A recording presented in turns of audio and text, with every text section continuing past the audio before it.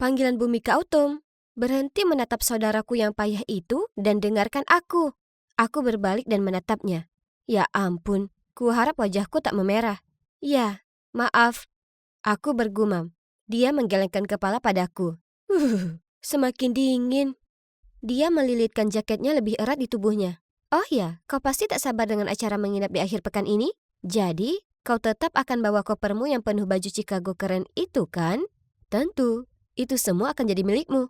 Aku tersenyum, tak mampu menahan diri berusaha melihat kakaknya dari sudut mataku. Dan kau janji akan memberi waktu untukku dan Seth berduaan kapanpun ku kedipkan mata ke arahmu? Aku memastikan. Tentu, kau bisa mengandalkanku. Cuma jangan ciuman di depanku. Bleh. Jadi, namaku Autumn dan aku gadis Chicago yang kini tinggal di kota kecil Texas. Kalian tahu, setelah karantina pertama dicabut, kami pindah ke sini supaya orang tuaku bisa merawat nenek. Sekarang, aku baru di sekolah. Tapi untungnya semua orang sepertinya baik. Terutama cewek yang duduk di sampingku di kelas bahasa Prancis ini, si Lilian. Dia belum pernah keluar Texas. Jadi dia senang sekali mendengar ceritaku tentang Skydeck dan festival Lollapalooza. Hebatnya lagi, dia punya saudara kembar terseksi yang pernah ada. Namanya Seth. Dia bahkan lebih tampan dari Justin Bieber. Aku bisa menatapnya seharian. Texas terkenal akan banyak hal. Cuaca panas terik, barbecue, dan rodeo. Tetapi salju bukanlah salah satunya. Anehnya, di musim dingin ini diperkirakan akan terjadi badai salju. Dan tentu saja, Lilian sangat senang seperti anak kecil di malam ulang tahunnya. Duh, cuaca dingin. Aku sudah bosan dengan itu. Tapi tak bisa kutolak ajakan menginap sedangkan Seth akan ada di sana, ya kan? Ini kesempatan sempurna untuk bisa dekat dengannya. Maksudku, tak ada cowok jomblo manapun yang bisa menolak cewek yang menyatakan perasaan mereka di hari pertama turun salju. Terutama yang berasal dari Texas yang cerah. Aku bisa jadi putri salju untuknya di dunia nyata. Lilian kemudian mulai mengoceh soal semua rencana akhir pekannya. Antisipasinya yang berlebihan sangatlah lucu. Maksudku, itu kan cuma salju. Tapi kurasa bagi cewek yang bahkan tak punya boots hujan, ini merupakan momen yang sama penting seperti Thanksgiving. Aku mungkin tak sebersemangat itu membayangkan melihat salju. Tapi aku ingin, meski sedikit gugup, bisa bertemu Seth. Kami semua akan habiskan akhir pekan bersama di pondok peristirahatan keluarga Lilian. Dan tanpa ada orang tua. Ya, zona bebas orang dewasa. Itu terdengar seperti surga, ya kan? Pagi itu Trevor dan Lilian datang menjemputku. Lilian sangat senang ketika melihat koper besarku berisi baju musim dingin yang kujanjikan padanya. Sampai-sampai dia sendiri mampu masukkan itu ke bagasi mobil tanpa usaha. Dia pasti sangat menyukainya, ha? Oh iya, maaf, aku lupa sebutkan Trevor. Dia itu cowok kutu buku di kelas kami dan juga teman baik Seth. Semua orang tahu dia suka Lilian, tapi sudah jelas Lilian tak suka. Dia hanya ingin seorang pesuruh. Jadi tak mengejutkan kalau Trevor mau bergabung dengan kami di acara ini. Dan dengan sukarela mengantar Lilian dan juga aku, rupanya, menuju tempat tersebut. Oke, sebelum kau bertanya, Seth sudah tiba di pondok karena dia harus bawa makanan dan siap-siap. Jadi, jangan khawatir, kau akan segera ketemu pangeran tampanmu. Lilian iseng menyenggolku. Aku berusaha keras, pura-pura tak terpengaruh dengan candaannya. Tapi hanya memikirkan Seth saja membuat jantungku berdetak kencang lagi. Kami tiba di rumah kayu yang cantik di luar kota. Kubuka pintu dengan semangat lalu berkeliling ke dalam mencoba mencari Seth. Oh, itu dia, di halaman belakang, memanggang marshmallow. Betapa menggemaskannya dia terlihat memakai sweater itu. Tapi, oh, dia tidak sendiri. Ada seorang cewek sedang duduk di sebelahnya. Melihatku kebingungan, Lilian menuntunku keluar. Autumn, ini sepupu kami, Charlie. Lilian menunjuk cewek tadi. Dan ini Seth. Kalau kau tak tahu, dia menggodaku. Yesus, Lilian, tetaplah tenang. Dia membuatku memerah seperti tomat lagi. Kemudian dia berkedip padaku dan menyuruh kami berdua masuk untuk siapkan minuman dan salad. Sementara dia dan Trevor mengurus barbeque. Kami pun melakukannya. Setelahnya aku bahkan membantu Seth mendekor ruangan itu dengan lampu berkelap-kelip. Romantis bukan? Ya, semestinya begitu kalau tak ada Charlie di sana. Dia tak mau tinggalkan Seth sendiri sebentar saja. Dia tak membantu. Dia cuma duduk di sana mengecat kukunya. Ya ampun, apa dia tak mengerti? Jadi, saat Seth pergi ke kamar mandi, aku mendatanginya. Dan sambil memaksakan senyum aku berkata, "Hei, Di sini membosankan. Kenapa kau tak di luar saja? Enggak ah, aku tak apa-apa. Dia perhatikan kuku-kukunya yang baru dicat. Lilian perlu privasi dengan temannya. Lagi pula, Seth tak nyaman berada dengan orang asing. Apa? Aku pergi ke sekolah yang sama dengannya. Jadi aku ini bukan orang asing. Cewek ini mengacaukan rencanaku. Tidak. Dia mengacaukan hidupku.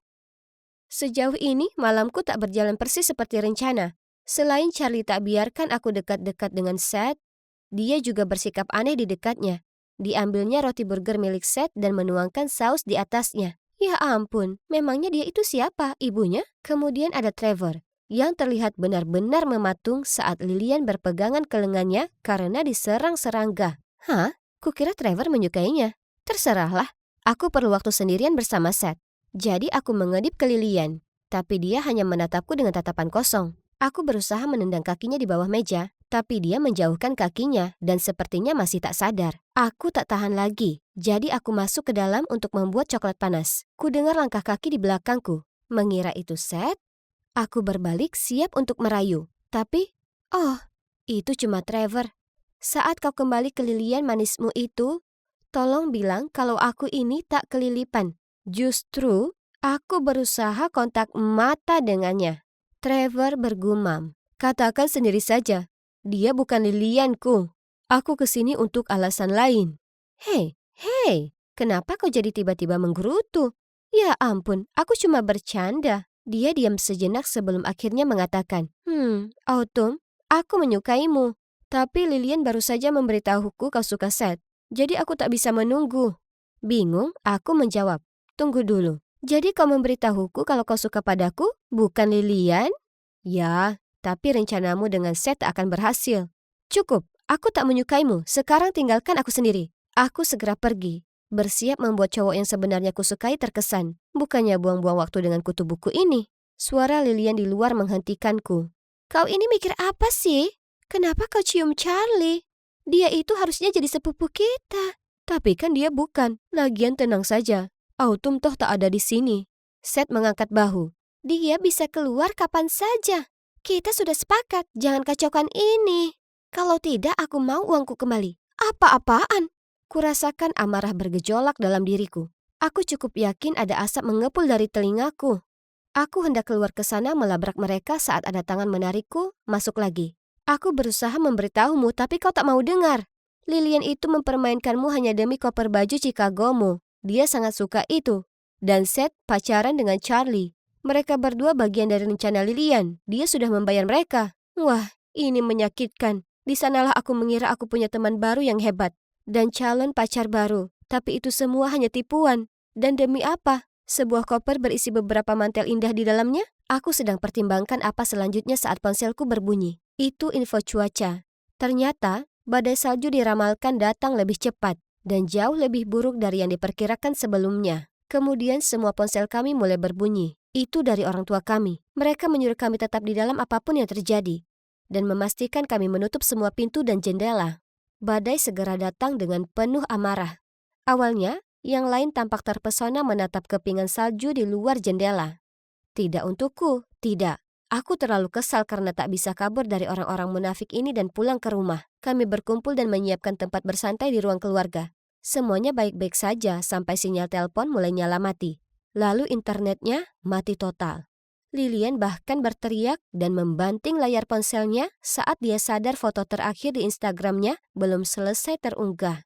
Kasihan Trevor harus menenangkannya. Sudah saatnya membuat malam ini menarik. Jadi dengan tersenyum aku berkata, aku tahu sebaiknya kita ngapain. Ayo kita main truth or dare. Kemudian aku memeluk Seth dan dengan nada lembut berkata, Seth, badainya benar-benar membuatku takut. Dia memandang canggung tapi membalas, tak apa, aku akan menjagamu. Kemudian dia melingkarkan lengannya padaku. Aku melihat ke arah Charlie. Dia tampaknya tak terganggu. Hah? Itu aneh sekali. Jadi, saat tiba giliranku menanyakan ke Charlie suatu kebenaran, ku dengar Lilian mendapat luka di lututnya saat liburan keluarga. Bisa kau beritahu kami cerita itu? Lilian kebingungan. Ya ampun, Autumn, pertanyaanmu payah sekali. Kau menyia-nyiakan giliranmu. Charlie awalnya tampak terkejut, tapi kemudian segera menenangkan diri, tertawa dan berkata, ya, Lilian itu ceroboh dan sering sekali tersandung. Saat itu kami anak kecil lomba skuter, tapi nona kompetitif ini terlalu berlebihan. Dan akhirnya jatuh tersungkur ke tanah. Oke, jadi dia tak terpancing, tapi juga tidak benar-benar menjawab pertanyaannya. Kita lihat seberapa lama kau bisa pertahankan kepalsuan itu. Ketika malam terus bergulir, semua tampak bersenang-senang, tapi tidak denganku. Aku masih merasa kecewa dengan semua situasi ini. Aku dibuat seperti orang bodoh tak hanya oleh temanku, tapi juga gebetanku. Dan juga cewek yang konyol. Yang menjengkelkan adalah, kalau saja Lilian minta langsung padaku, pasti akan kuperbolehkan dia menyimpan apapun yang dia mau, karena kupikir kami ini teman. Lilian mulai menguap, lalu memberitahu kalau dia akan tidur. Tak mungkin aku berbagi kamar dengan pengkhianat itu, dan juga saingan percintaanku. Tidak, terima kasih. Jadi aku tak mau beranjak. Tapi di mana kau akan tidur? Jangan konyol, Autumn. Ya, ayolah. Kau akan membeku kedinginan di sini. Aku tak masalah, pergi saja. Aku ini cewek Chicago, ingat? Apa kalian sebut ini badai? Tolonglah. Aku sudah alami musim panas yang lebih dingin dari ini. Aku menyeringai. Tapi mereka terus saja memaksa. Usaha yang bagus. Sekolah kalian ini sungguh peduli. Harus kuberi pujian akting mereka. Kalau begitu paling tidak ayo kita ambilkan untukmu baju yang lebih hangat. Aku setuju. Tapi kopernya masih ada di mobil Trevor. Aku punya ide. Dia mengedi padaku, lalu berteriak ke koridor. Seth, bisa tolong ambilkan baju musim dingin autumn di mobil Trevor? Apakah waras? Di luar sana membeku dan gelap gulita. Kalian cewek-cewek ini menjengkelkan sekali. Akhirnya, Lilian dan Charlie menyerah berusaha membujukku dan melemparkan selimut padaku. Akhirnya, sendiri saja dari para manusia palsu itu, aku meringkuk di sofa dan menghela napas panjang untuk tidur. Hanya saja, setengah jam kemudian, aku masih berguling-guling. Banyak yang kupikirkan, dan angin di luar menderu. Saat itu kuapit kepalaku di antara kakiku, berusaha mempertahankan panas tubuhku. Ya ampun, pastinya ini semakin dingin. Kemudian tiba-tiba, ku dengar 3 ketukan berturut-turut di pintu. Rasa merinding menjalar ke seluruh tubuhku. Aku pasti salah dengar, ya kan? Aku menahan napas untuk mendengarkan. Lalu ada 3 ketukan lagi. Oh ya ampun, siapa kira-kira itu di jam seperti ini? Dan di kondisi begini?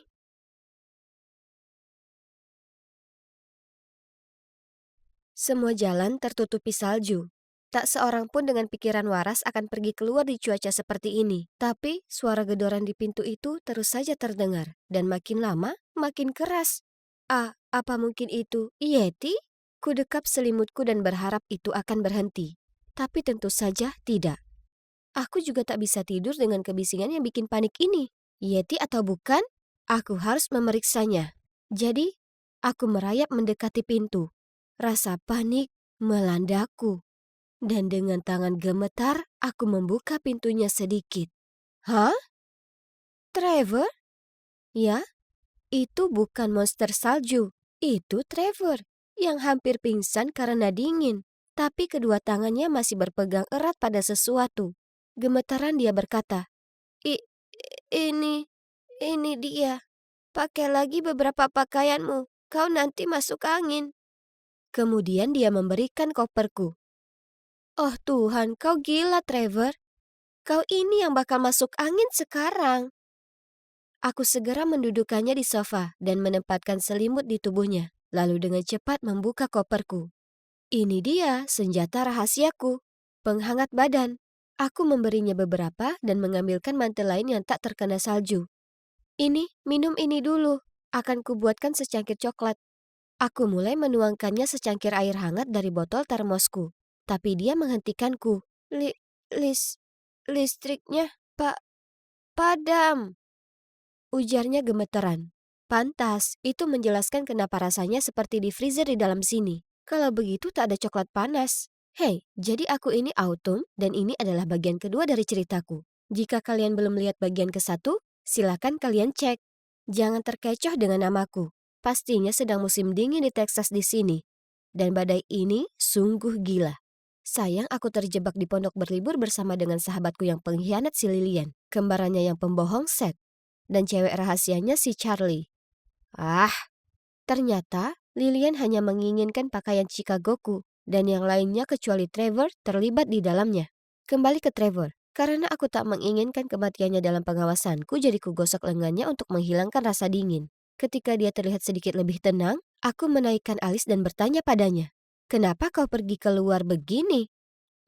Begini, listriknya mati. Aku tahu akan terasa seperti Antartika bagimu di sini tanpa pemanas. Jadi aku mau pergi ambilkan kopermu. Tapi akhirnya aku terkunci di luar, jadi aku tak ada pilihan lain kecuali membangunkanmu untuk masuk. Maafkan aku." "Kamu minta maaf untuk apa? Kau hanya bertindak agak bodoh." Setelahnya, kami ngobrol banyak. Jujur saja, aku sangat tersentuh dengan apa yang dilakukannya. Sementara yang lain masih tidur terlelap, disinilah dia, memikirkanku dan mempertaruhkan nyawanya untuk menolongku. Oke, jadi mungkin aku sedikit kasar padanya tadi saat dia mengaku kalau dia menyukaiku. Tapi kan, bisa saja tadi dia hanya menggodaku. Maksudku, aku punya alasan valid untuk tak lagi percaya ke semua orang yang seatap denganku. Kurasa aku pasti tertidur karena keesokan paginya aku dibangunkan Lilian yang dengan panik menggoyang-goyangku. "Hei, bangun! Kita dalam masalah besar." Oh, jadi akhirnya mereka tahu kalau listriknya mati. Aku mengoper jaket dan pemanas dari koperku ke semua orang. Dengar guys, memakai pakaian berlapis di kondisi ini sangat vital. Kemudian aku melihat ke arah Seth dan Trevor. Bahkan kalau itu artinya memakai topi pom-pom pink dan mantel lapis pelangi milikku. Kami tak bisa menahan tawa. Setidaknya ada sesuatu yang menyenangkan untuk mencerahkan situasi ini. Kemudian kami mulai bersiap menghadapi bencana ini. Dan aku adalah kaptennya. Karena aku satu-satunya yang paling berpengalaman dengan salju di sini. Waktu sangat krusial, jadi dengan cepat kuperiksa keran. Untungnya air masih mengalir. Meskipun alirannya agak lemah. Cepat, ambil apa saja yang bisa menampung air. Kita harus menyimpan sebanyak mungkin sebelum pipa-pipanya membeku. Lihat Seth dan Charlie. Begitu ceria dan genit. Menyusun barisan ember, begitu juga dengan Lilian. Sungguh menyakitkan mata. Jadi kulemparkan beberapa handuk ke mereka dan menyuruh mereka menghalau angin dari pintu dan jendela saja. Sementara Trevor akan menangani pasokan air ini sendiri. Sementara itu aku memeriksa kondisi makanan kami. Untungnya kami bawa cukup makanan untuk 2 hari. Tapi sekarang semuanya membeku. Dan kami harus menjatah makanan secukupnya. Karena tak ada yang tahu sampai kapan karantina ini akan berlangsung. Hei, apa sebaiknya kita gunakan perapian itu? Rasanya membeku. Meskipun sudah pakai jaket berlapis ini. Ya, Seth. Kenapa tak kau coba nyalakan? Kemudian kami mulai bersihkan semua barang di depan perapian, supaya Seth bisa mencobanya. Tapi aduh, aku berharap apa? Apa yang berhasil dia buat hanyalah kepulan asap hitam. Lupakan saja, mungkin ini hanyalah perapian untuk dekorasi saja. Kalian semua bodoh sekali. Kemudian Trevor muncul dari ruang bawah tanah dengan lengan penuh kayu. Tidak, pastinya itu bisa digunakan. Lihat, aku bahkan menemukan kayu dan arang tersimpan di sini. Biar ku coba. Dia berlutut di depan perapian dan mulai membersihkan sumbatan pada cerobong asap.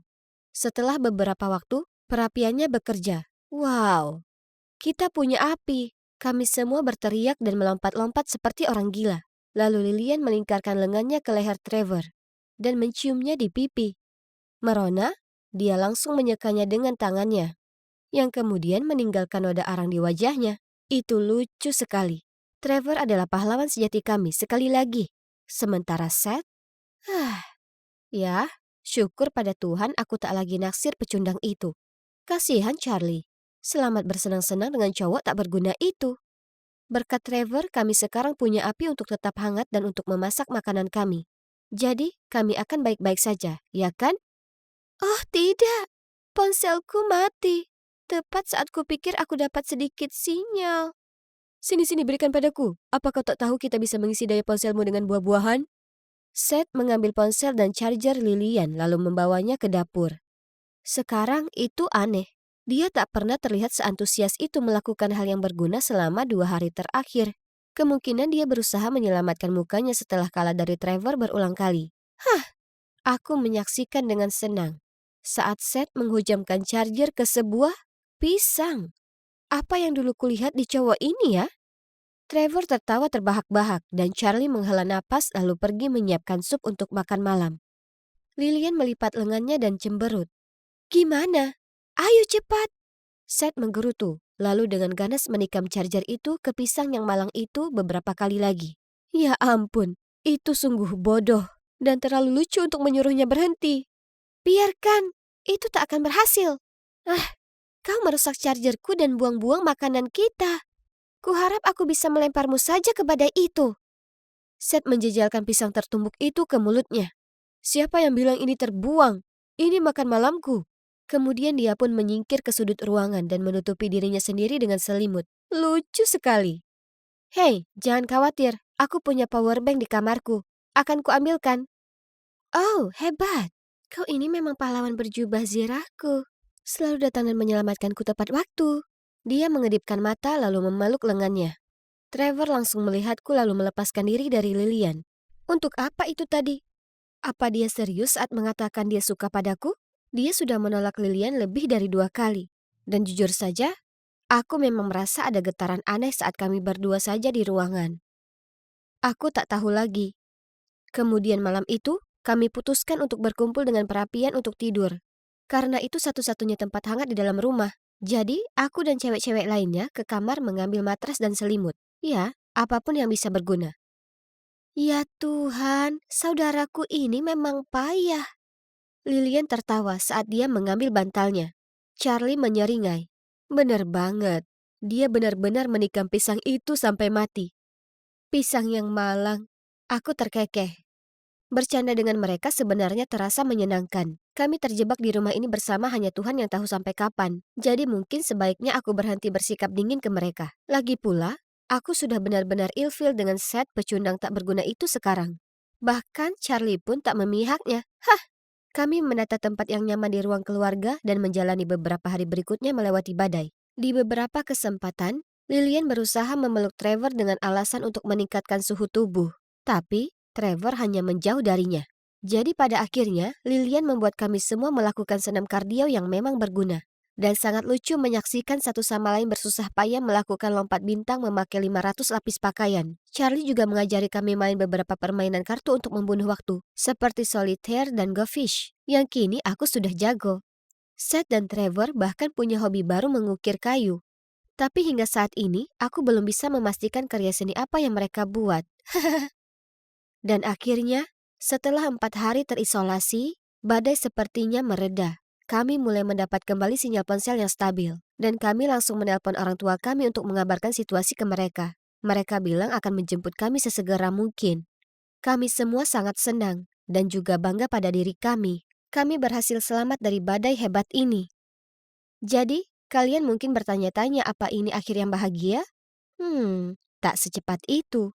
Saat kami semua sedang FaceTime dengan orang tua Lilian dan Seth, orang tuanya tiba-tiba berkata ke Charlie, "Terima kasih banyak sudah membantu kami menjaga anak-anak. Kami pasti akan tambahkan bonus yang pantas ke gajimu bulan ini." Kami semua tercengang. Aku tak tahu apa karena alasan yang sama, tapi kenapa ibu Seth membayar pacarnya? Lilian dengan kikuk mengucapkan selamat tinggal ke ibunya, lalu segera mengakhiri panggilan. Lalu mencoba mencairkan suasana dengan tawa palsunya. Kalian tahu kan bagaimana ibuku suka memberi para keponakannya tambahan uang saku kapanpun sedang bertemu mereka? Oke, kita makan siang apa hari ini guys? Hentikan, aku sudah tahu rahasiamu. Charlie dan Seth itu sepasang kekasih, kan? Tapi, kenapa ibumu membayarnya? Itu janggal. Lilian, Seth, dan Charlie semua berteriak bersamaan. Apa? Lilian memberi pandangan bertanya-tanya. Autumn, kamu ini ngomongin apa? Ya, aku minta maaf karena berbohong padamu. Tapi tidak, Charlie bukan pacar Seth. Dia itu guru les kami. Pembohong. Kalau begitu kenapa harus ketutup-tutupi? Orang tuaku tak percaya pada kita menginap di sini sendiri. Jadi mereka meminta Charlie mengawasi kami. Dan ayolah, kita ini 16 tahun. Kita tak butuh pengasuh. Itu memalukan. Ya, kupikir itu hanya kebohongan yang tak membahayakan, jadi aku setuju menuruti mereka. Maksudku, kita masih bisa senang-senang bersama, ya kan? Tapi siapa yang memberitahumu kami pasangan? Aku hendak menjawab, tapi kemudian Trevor menyeretku ke ruangan lain sementara memberitahu yang lainnya, dia perlu menenangkan diri dulu. Biar ku tangani ini. Sekarang kami sendiri, jadi ku beri tatapan aku menunggu padanya. Oke, dengarkan aku dulu ya. Aku mengangguk, kemudian dia menghela napas dan melanjutkan. Lilian memang menyukaimu dan dia memang benar-benar ingin membantumu dengan Seth. Tapi Seth tak tertarik. Jadi Lilian menjanjikannya uang saku senilai 1 bulan untuk berada di sini. Aku tak terlalu percaya, tapi coba kita lihat apa lagi yang dia katakan. Oke kalau begitu, tapi itu tidak mengubah fakta kalau ada sesuatu di antara Seth dan Charlie.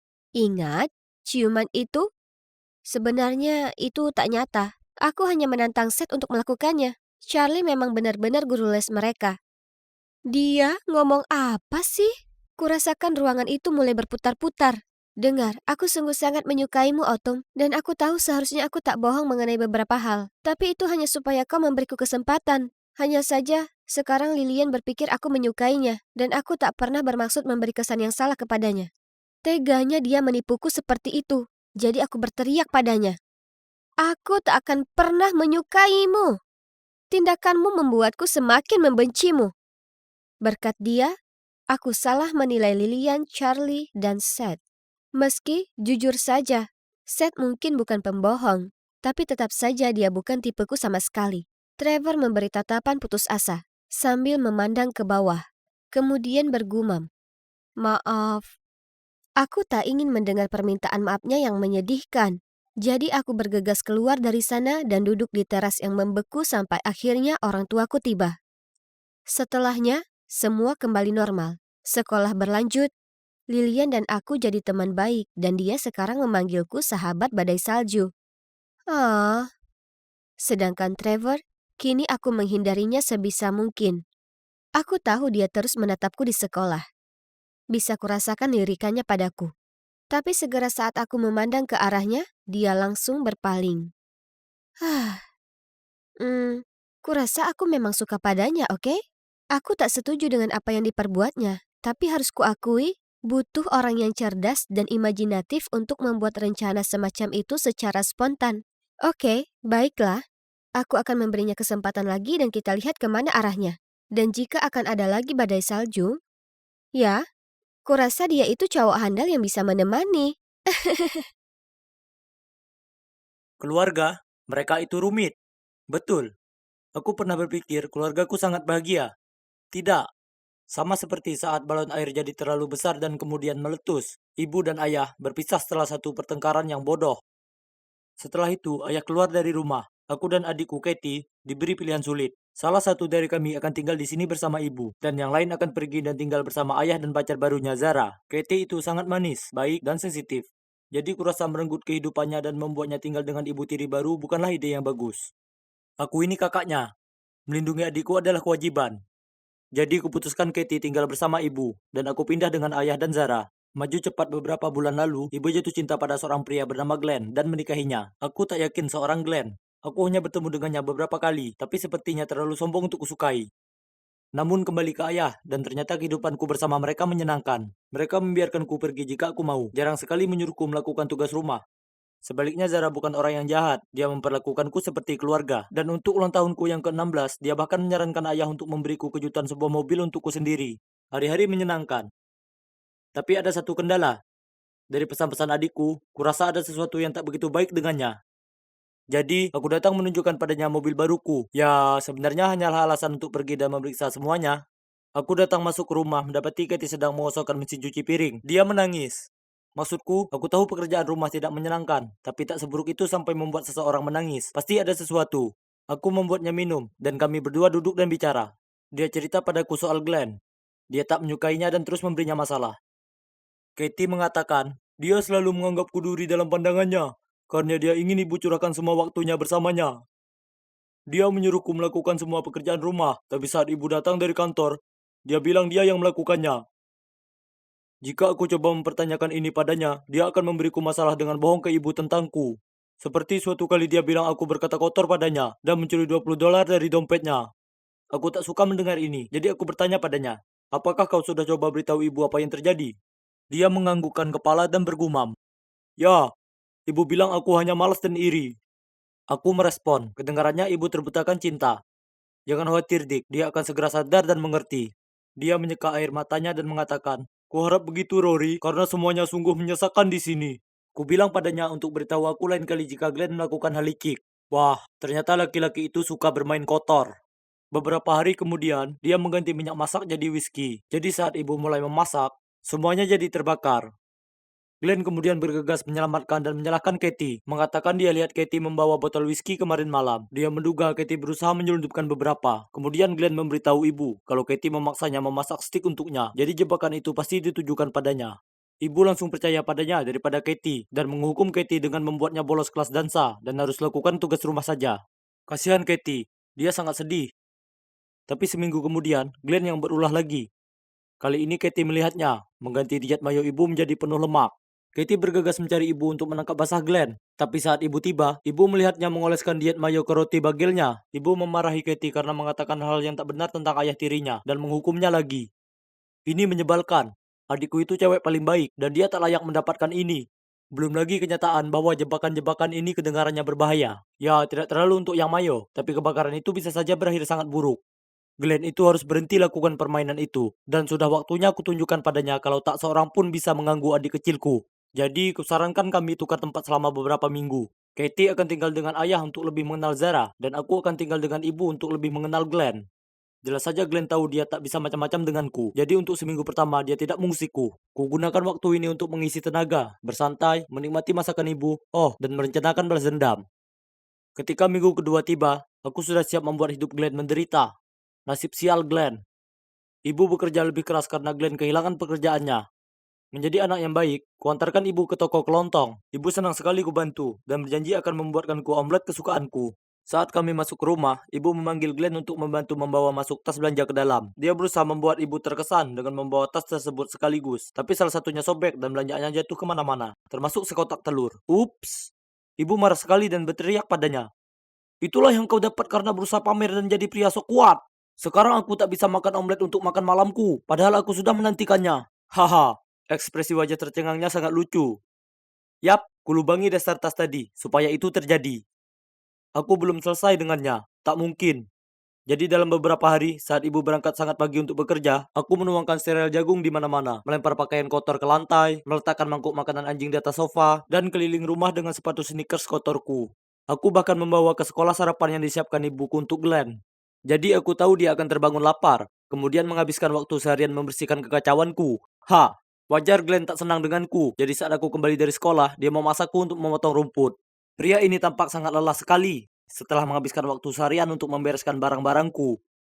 Saat ibu pulang dan melihatku, aku terengah-engah dan berkata, hariku sangat sibuk dengan pekerjaan sekolah, tapi Glenn masih menyuruhku melakukan semua pekerjaan. Aku sangat lelah, Bu.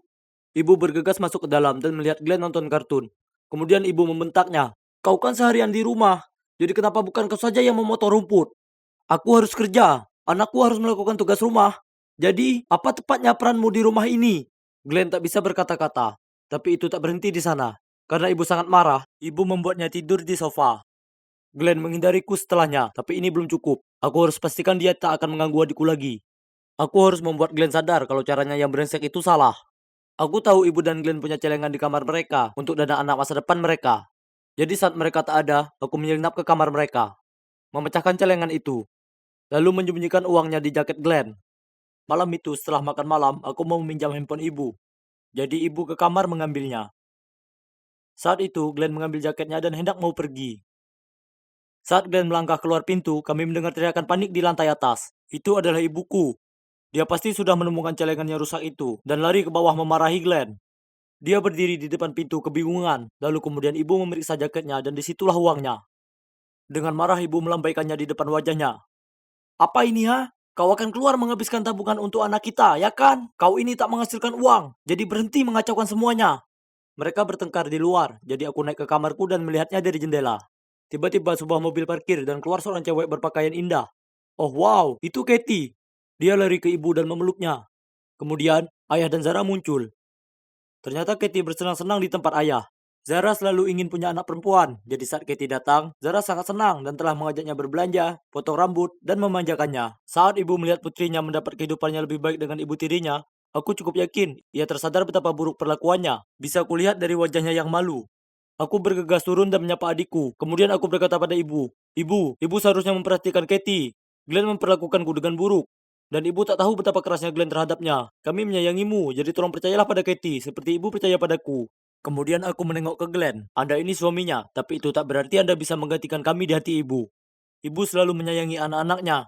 Jangan berusaha memisahkan kami, atau aku akan kembali. Aku mengedip padanya. Ya, oke, dia menggerutu. Kemudian dia berkata pada Katie, aku minta maaf Katie, bagaimana kalau kita mulai lagi dari awal? Katie tersenyum manis dan berkata, oke, aku suka itu. Sepertinya aku sudah menyelamatkan hari. Sekarang Glenn tahu, kalau sampai dia macam-macam lagi dengan Katie, maka aku akan kembali. Setelahnya, ibu masih menyuruh Glenn melakukan semua pekerjaan rumah, tapi Katie menjadi anak yang manis dengan membantu Glenn mengerjakannya. Dan untuk aku kembali tinggal di tempat ayah. Aku lebih sering ke sana untuk memeriksa Katie dan memberi ibu tumpangan ke toko kelontong. Dan Katie sering datang untuk acara barbeque dan memanjakan diri bersama Zara. Jadi pada akhirnya, semuanya berjalan lancar, dan sekarang kami adalah satu keluarga besar yang gila. Tapi, selama semua orang bahagia dan tak berusaha mengganggu adik kecilku, maka tak masalah denganku. Hai guys, aku ingin cerita pada kalian tentang musim panasku yang paling berkesan. Ceritanya termasuk rumah tanpa ada ortu, cewek impianku, dan rahasia besar adik kecilku, Silas. Sebenarnya, Silas tak ingin ceritakan soal itu ke kalian, tapi cerita ini terlalu lucu untuk kami simpan sendiri.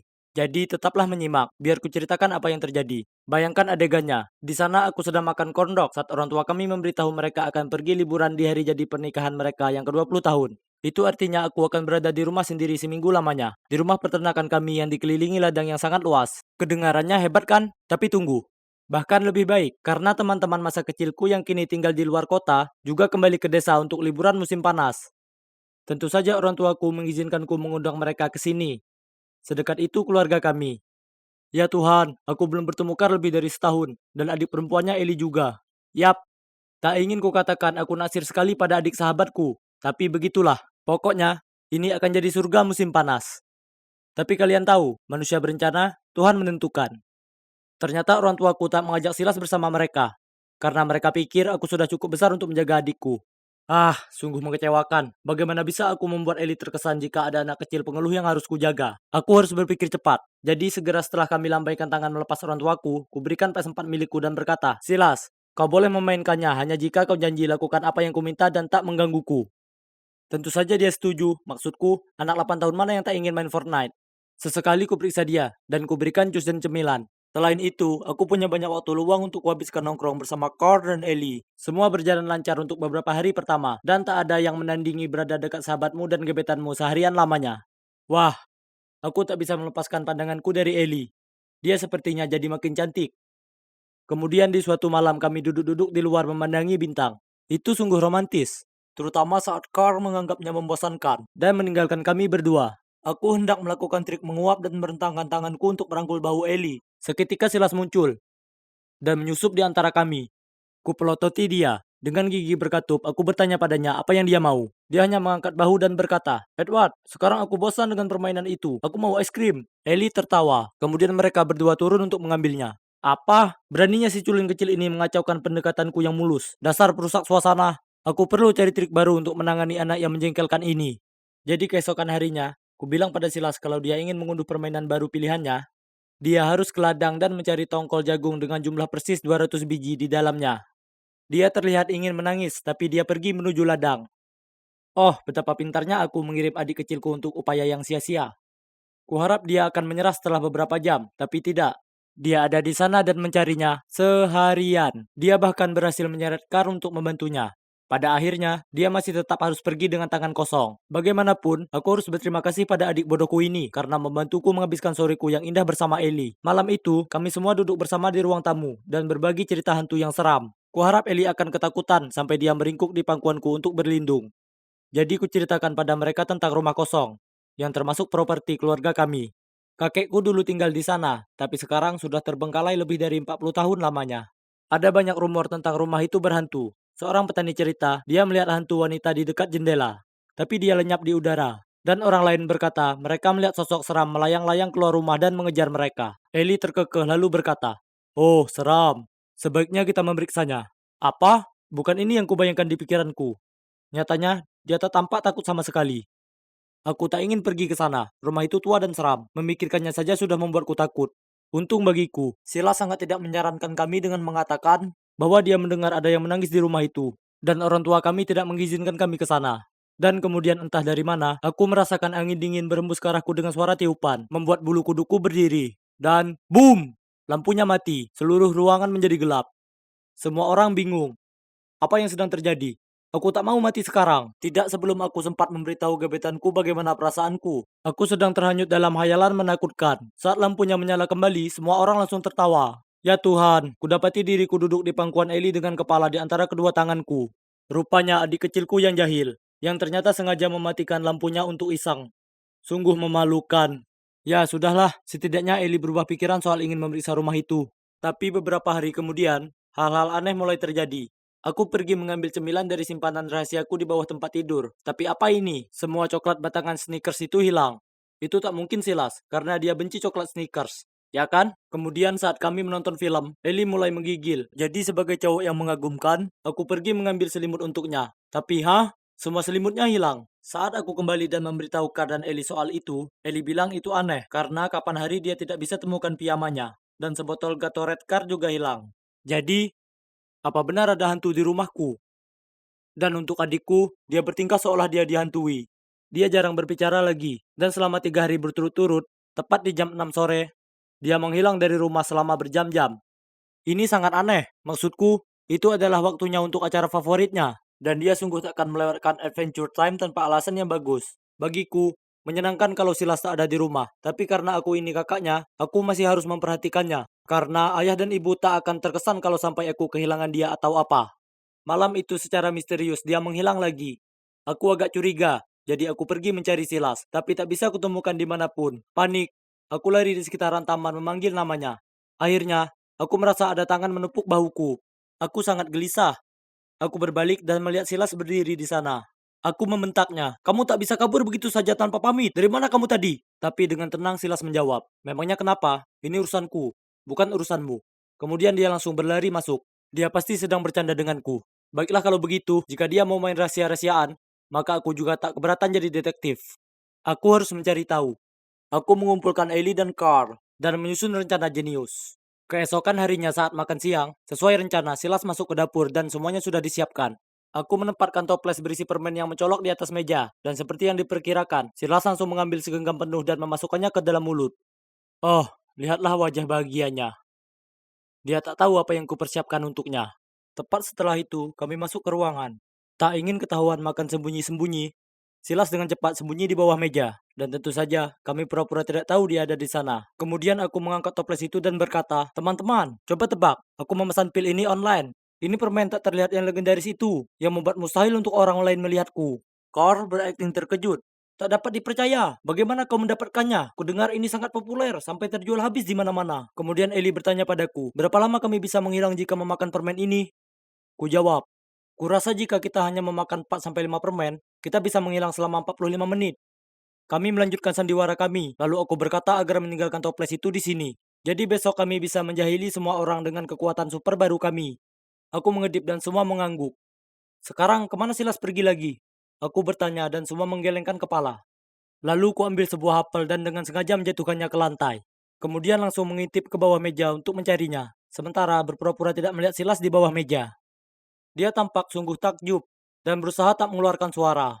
Sekarang Silas mengira dia benar-benar tak terlihat. Dia merangkak keluar, kemudian melakukan beberapa hal lucu di depan kami. Dari mulai menari, menggoyangkan pantatnya, dan jungkir balik di ruangan. Sangatlah sulit menjaga ekspresi dan mengabaikannya.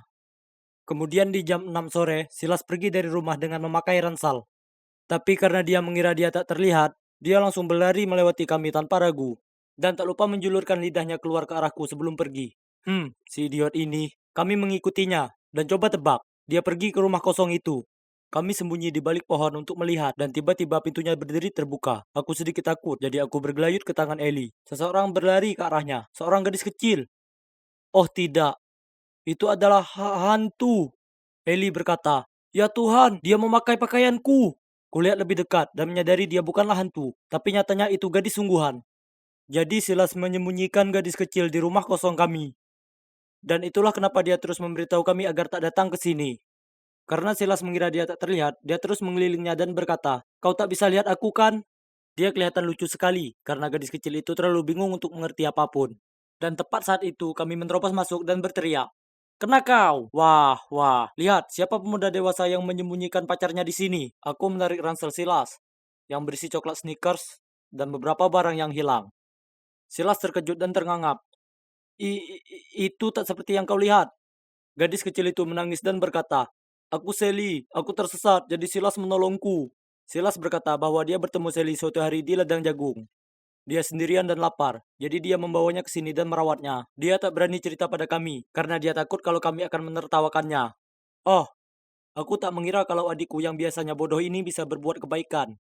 Jadi kupeluk mereka dan berkata, "Aku tak menyalahkan siapapun. Silas, kau sudah melakukan yang sangat baik. Dan Sally, kau akan aman di sini. Bawa dia ke rumah kita dan aku akan menelpon seseorang untuk bantuan." Untungnya polisi berkata bahwa mereka juga sedang mencari anak yang hilang. Dan keesokan harinya, Sally bertemu dengan kedua orang tuanya. Ternyata dia tadinya berada di stasiun kereta api yang padat dan akhirnya tersesat. Karena bingung, dia mengikuti pria yang memakai kemeja yang sama seperti ayahnya. Dan itulah bagaimana akhirnya dia tersesat ke ladang kami. Ya, adikku itu terkadang suka mengganggu, tapi dia anak yang baik dengan hati yang lembut. Sejak saat itu kami makin dekat, dan kugunakan tabunganku untuk menghadiahi adikku sebuah konsol khusus untuknya.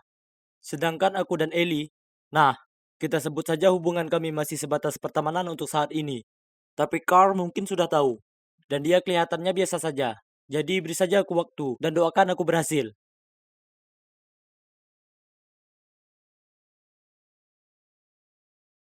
Hei Alex, aku merasakan seseorang menepuk bahuku. Aku berbalik untuk melihat siapa orang itu dan ya, itu adalah Roxy, gebetanku, yang juga merupakan cewek tercantik di dunia. Kupikir aku pasti menghalangi jalannya, jadi aku segera bergumam, "Maaf," dan menyingkir. Namun karena aku kaget, dia tersenyum padaku dan berkata, "Jadi, ada kabar yang memberitahuku kalau kamu menyukaiku. Kamu tahu, menurutku lucu sekali kamu belum mengambil tindakan terhadapku. Tidak seperti kebanyakan cowok di sini."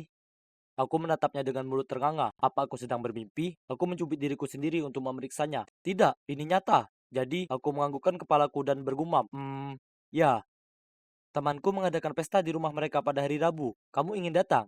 Sebelum aku dapat menjawab, temannya Lux muncul dan nyengir. Dia berkata, "Ya, kamu harus datang ke pesta ini." Roxy memukul lengannya sambil memberinya tatapan jorok lalu tersenyum padaku. "Jadi, di nomor 19, dimulai jam 9 malam. Sampai jumpa lagi besok." Aku mengangguk sebagai jawaban dan dia berkata, "Bagus, sampai jumpa di sana." Lalu dia mengedipkan mata ke arahku sebelum dia pergi. Jadi, ya, aku Alex, mahasiswa biasa tahun kedua. Dan ini adalah kisah tentang bagaimana kekasihku mencoba memikatku ke dalam perangkap yang sangat jahat. Kurasa aku cowok normal. Aku tidak sekaya dan sepopuler anak-anak kaya itu. Sebaliknya, kamarku berada di asrama biasa, dan meskipun aku tidak jelek atau tidak populer atau apapun, aku mudah diabaikan. Jadi, aku merahasiakan rasa sukaku pada Roxy, karena dia jauh di luar kemampuanku. Dia sangat cantik, ini gila. Bagaimana dia bisa tahu kalau aku menyukainya? Aku tidak percaya dia mengajakku berkencan, ini gila. Pada awalnya, aku merasa seperti cowok yang paling beruntung yang pernah ada. Tapi kemudian ketika aku melihat Roxy berjalan kembali ke teman-temannya, aku melihat mereka terkikik, kecuali seorang cewek bernama Sophie. Sementara itu, Lux membuat semua orang melakukan tos padanya. Dia selalu sedikit aneh, dan dia berbicara kepada orang-orang dengan cara yang aneh. Lalu aku menatap mata Sophie, dan dia menatapku dengan pandangan, "Jangan." Lalu dia segera membuang muka. Pacarnya yang berandalan, Jack, melingkarkan lengannya di bahunya, dan dia menarik salah satu kuncir khasnya sambil meneguk kembali minumannya. Aku tidak tahu apa yang dia lihat dalam dirinya, tapi apa yang dilihatnya selama ini. Sekembalinya ke asrama, aku mendiskusikannya dengan teman sekamarku Ben, dan dia bilang itu terdengar seperti sebuah jebakan. Meski aku ingin semuanya tidak seperti ini, instingku juga mengatakan bahwa itu terlalu bagus untuk menjadi kenyataan. Jadi, pada malam pesta, aku memutuskan untuk melihat keluar jendela asramaku, karena lokasinya tepat untuk melihat dengan jelas rumah-rumah mewah itu. Aku menghitung rumah-rumah itu sampai nomor 19. Lalu aku mengeluarkan teropong yang aku gunakan untuk penelitian lapangan, untuk melihat lebih dekat. Rumah itu memiliki bendera kebanggaan pelangi besar yang tergantung di dua jendela. Hal ini membuatku bertanya-tanya kenapa Roxy ingin pergi ke pesta gay. Aku melihat banyak cowok berpakaian feminim, dan hanya dua cewek yang bisa kulihat jauh dari kata menarik. Dan sepertinya mereka adalah pasangan. Dan ada Lux di halaman depan, memegang dua minuman dan melihat sekeliling seolah sedang menunggu seseorang. Di mana Roxy? Aku memutuskan untuk memeriksa media sosialnya, untuk melihat apakah dia memposting sesuatu. Dan aku perhatikan dia membiarkan lokasinya terbuka. Dia berada di klub malam lokal, Diegos. Itu aneh. Aku melewatkan pestanya, dan sebagai gantinya, aku dan Ben pergi ke bar pelajar. Aku menceritakan semuanya padanya, dan dia bilang sepertinya aku berhasil menghindari peluru. Keesokan harinya, aku sedang duduk bersama Ben dan beberapa temanku yang lain di kantin, ketika Roxy menyerbu ke arahku dan berteriak, "Beraninya kamu tidak datang? Kamu pikir kamu siapa?"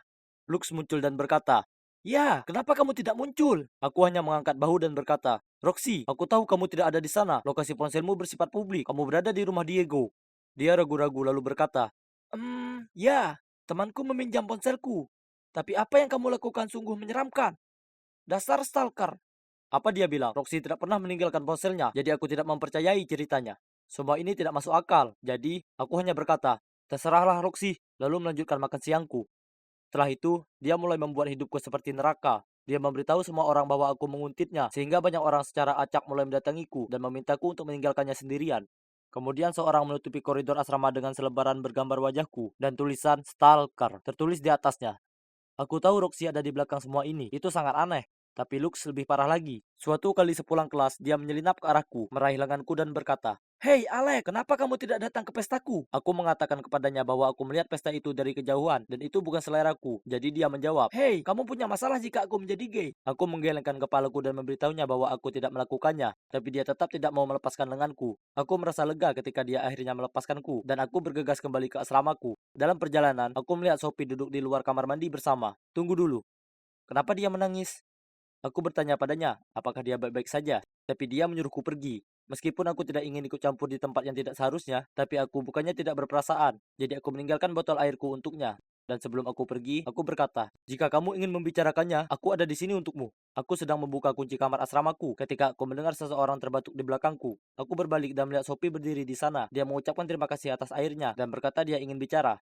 Aku membiarkannya masuk ke kamarku dan dia duduk di tempat tidurku dan menatap kakinya. Dia berkata sambil menangis, Aku melihat Jack dan Roxy bermesraan di ruang ganti, tetapi ketika aku menanyakan hal itu kepada mereka, mereka hanya mengusirku. Aku duduk di sebelah Sophie dan memeluknya. Ini sungguh mengerikan. Sepertinya aku telah salah memilih Roxy. Dia sama sekali bukan cewek impianku, malah dia adalah mimpi buruk.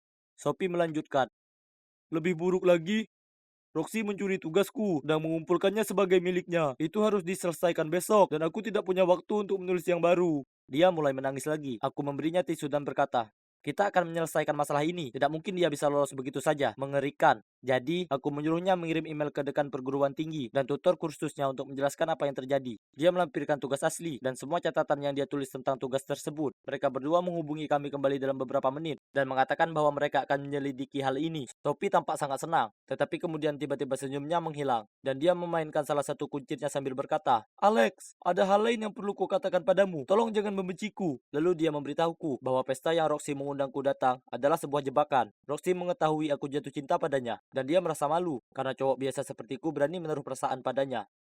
Dan dia bersikukuh dia perlu memberiku pelajaran. Saat itulah Lux berkata dia akan membantu karena dia ingin menambahkanku ke koleksinya. Jadi mereka membuat rencana. Roxy mengundangku ke pesta dan Lux menungguku dengan minuman yang sudah diberi obat.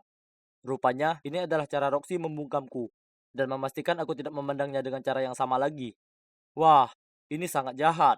Aku menggigil memikirkan apa yang mungkin terjadi. Sungguh menakutkan. Sophie juga memberitahuku bahwa dia memohon pada Roxy untuk tidak melakukan hal ini. Tapi dia meminta teman-temannya untuk menahannya. Lalu dia mengatakan kepadanya bahwa jika dia ikut campur, mereka akan membuatnya menderita. Aku menghibur Sophie dan mengatakan kepadanya bahwa itu bukan salahnya. Aku tahu aku tidak bisa diam saja, karena mereka bisa melakukan ini pada cowok malang yang berani suka kepadanya. Jadi, dengan bantuan Sophie, kami menulis surat lagi kepada dekan dan pihak keamanan kampus tentang apa yang telah terjadi. Hal ini tidak akan dibiarkan begitu saja. Sophie takut Roxy dan teman-temannya akan mengejarnya. Jadi aku mengundangnya kembali ke kampung halamanku pada akhir pekan untuk menjauh dari semua orang dan menenangkan diri. Ketika kami kembali ke kampus, tersiar kabar bahwa Roxy telah dikeluarkan karena mencuri pekerjaan siswa lain. Sedangkan Lux, polisi mengerebek rumahnya dan menemukan banyak zat terlarang disembunyikan di sana. Kasusnya sangat serius, sehingga dibawa ke pengadilan dan mereka berakhir di penjara. Di sisi lain, Jack, dia mencoba membuat Sophie merasa bersalah karena alasan kenapa dia harus mengeluarkan Roxy karena alasan bodoh, tapi dia tetap berhenti berbicara dengannya. Aku sering memikirkan kembali malam pesta itu dan apa yang mungkin terjadi. Hidupku akan hancur, dan untuk apa? Semua itu karena aku berani naksir seorang cewek cantik. Aku mengucapkan selamat tinggal ke semua itu. Ada hal baik yang muncul dari kekacauan ini. Sophie dan aku semakin dekat dan mulai berkencan. Sekarang, kami berdua telah lulus. Dan bukan hanya itu saja. Kami mempunyai dua anak yang luar biasa bersama-sama. Aku mencintai keluarga cantikku dengan sepenuh hati. Dan aku hanya ingin melindungi mereka dari semua hal buruk di dunia. Jadi, singkatnya, jangan berpikir bahwa hanya karena kalian cantik, kaya, dan populer, maka kalian bisa bebas melakukan apapun yang kalian suka tanpa memandang usia, jenis kelamin, penampilan, dan sebagainya. Setiap orang berhak diperlakukan dengan hormat dan kasih sayang.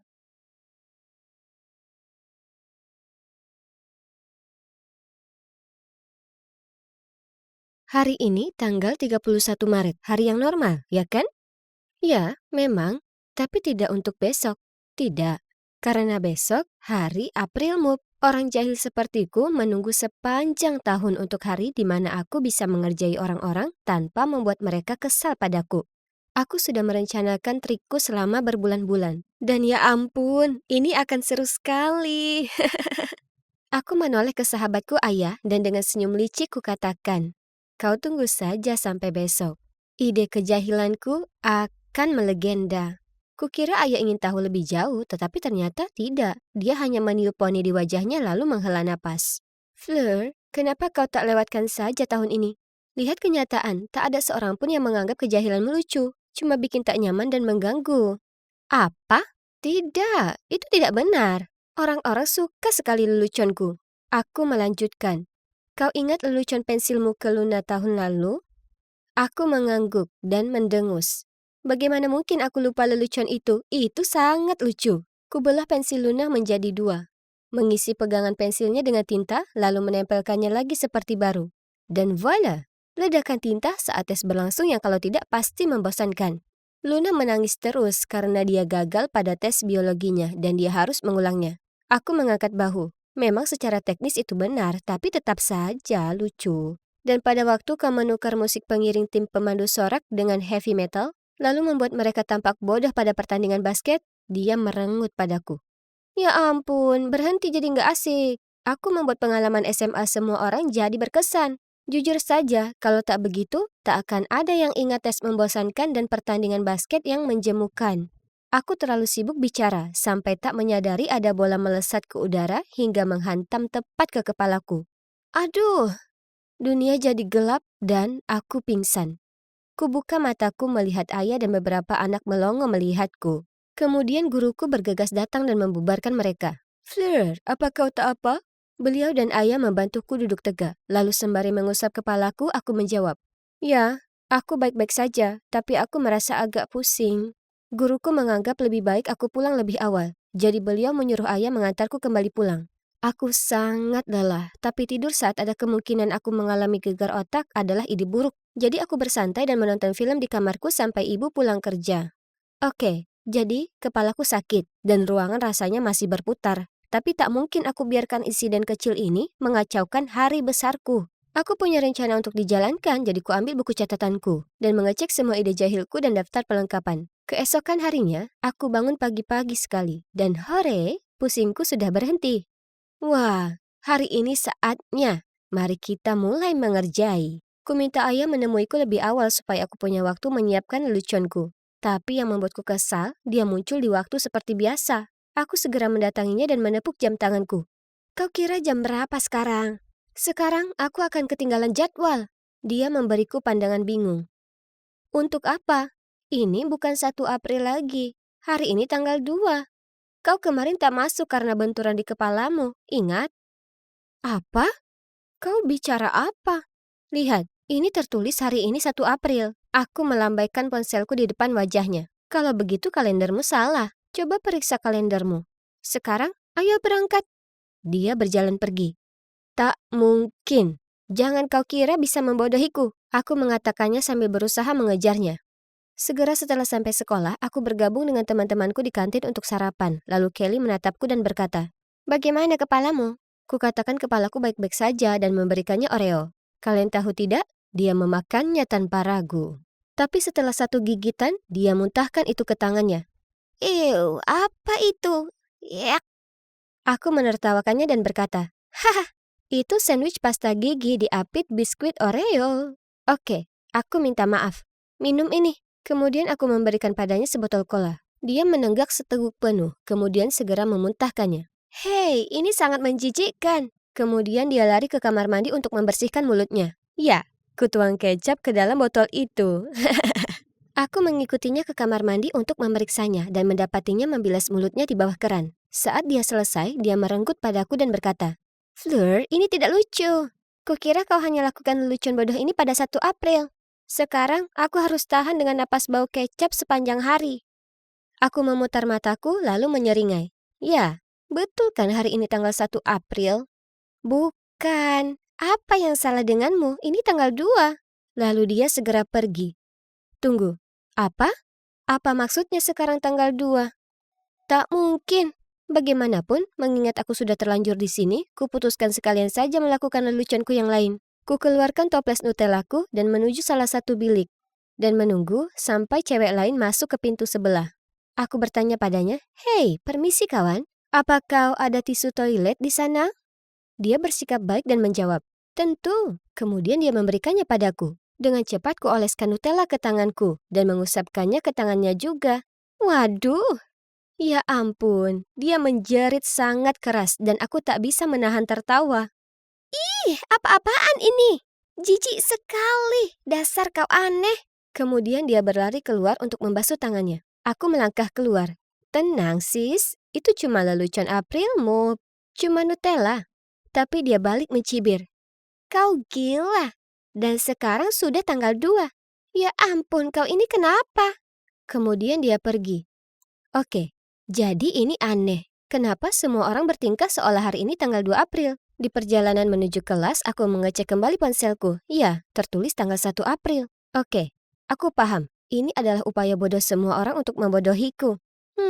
Usaha bagus tapi sama sekali tidak berhasil. Karena ini kelas pertama, berarti sekarang waktunya kelas matematika. Aku mengambil tempat duduk di kelas dan menunggu, tapi... Loh? Kenapa Pak Simon, guru kimia yang masuk? Dia memberitahu kami untuk menyiapkan pelajaran berikutnya di lab. Hah, ada apa ini? Aku agak bingung. Itu jadwal untuk besok, ya kan? Kemudian beliau duduk di kursi tanpa curiga dan keluar bunyi kentut yang sangat keras. Aku tertawa terbahak-bahak. Aku tak percaya. Kulakukan ini tiap tahun, tapi mereka selalu tertipu. Tapi, tunggu dulu. Kenapa semuanya diam? Aku menoleh ke sekeliling dan menyadari aku satu-satunya yang tertawa. Oh, ayolah semua. Ini lucu. Tipe lelucon untuk Aprilmu. Pak Simmons mengangkat bantal kentut itu dan memberiku tatapan tajam.